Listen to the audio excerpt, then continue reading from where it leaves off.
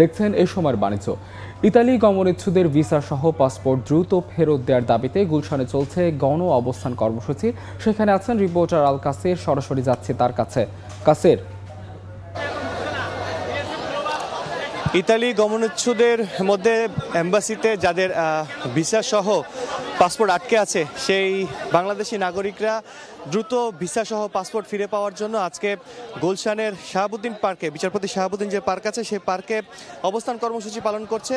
সকাল 9টা থেকে দেশের বিভিন্ন প্রান্ত থেকে ইতালি গমনেচ্ছুক এবং ভুক্তভোগী যারা আছেন তারা এখানে এসেছেন এবং অবস্থান কর্মসূচি পালন করছেন। আমি কয়েকজনের সঙ্গে কথা বলে যেটি জানতে পারলাম যে ইতালি যাওয়ার জন্য তারা ভিসা করার জন্য পাসপোর্ট জমা দিয়েছিলেন এবং সেইখান থেকে লম্বা সময় হয়ে গেছে। কেউ কেউ বলছেন 2 বছর, কেউ কেউ বলছেন 1 বছর, একটা লম্বা সময় ধরে তাদের পাসপোর্টটা আটকে আছে। তারা এই বিষয়ে কোনো সুরাহা পাচ্ছেন না, এই বিষয়ে কোনো আশার বাণী পাচ্ছেন না, যার ফলে বাধ্য হয়ে তারা আজকে এখানে এসেছেন এবং এখানে অবস্থান কর্মসূচি পালন করছেন। আমি এখানে যারা আছেন তারা কিন্তু বলছেন ভিসা সহ পাসপোর্ট চাই। তারা বিভিন্ন স্লোগান দিচ্ছেন, তারা বলছেন ইতালি বন্ধু রাষ্ট্র, দ্রুত ভিসা প্রদান করুন, বন্ধুত্বের সক্ষমতা বাড়ান।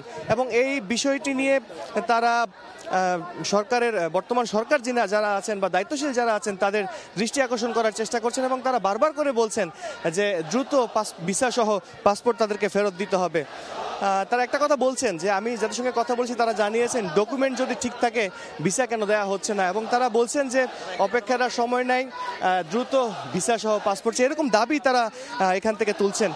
আমি যদি আপনাদেরকে একটু জানিয়ে রাখি, এখান থেকে যারা ইতালি যাওয়ার জন্য যারা পাসপোর্ট জমা দিয়েছিলেন, ভিসার আবেদনের জন্য পাসপোর্ট জমা দিয়েছিলেন, তারা এই সংখ্যাটা কিন্তু অনেক বড় একটা সংখ্যা এবং তারা বলছেন যে প্রায় লক্ষাধিক মানুষের পাসপোর্ট আটকে আছে ভিসা এজেন্সিতে এবং তারা বলছেন যে দ্রুত সময়ের মধ্যে এই সমস্যার সমাধান করতে হবে।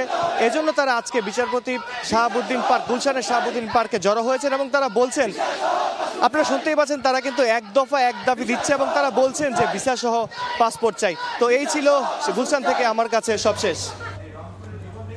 ইতালিতে গমনেচ্ছুদের গণ অবস্থান চলছে গুলশানে, সরাসরি যুক্ত ছিলাম সেখানে।